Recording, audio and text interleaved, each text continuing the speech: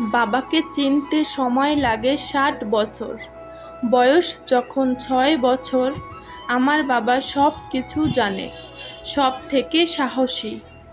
বয়স যখন ১৮, আমার বাবা দিন দিন কেমন যেন খিটখিটে হয়ে যাচ্ছেন। বয়স যখন ৩০ বছর, আমার ছোট ছেলেকে সামলানো মুশকিল হয়ে উঠেছে।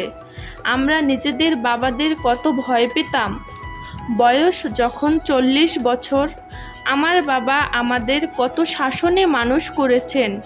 বয়স যখন ৫০ বছর, আমি তো আশ্চর্য হই আমার বাবা আমাদের কত কষ্ট করে মানুষ করেছেন।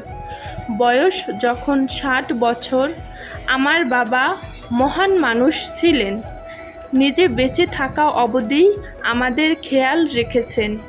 সত্যি তো এটাই যে নিজেদের বাবাকে বুঝতে ৬০ বছর সময় লেগে যায়।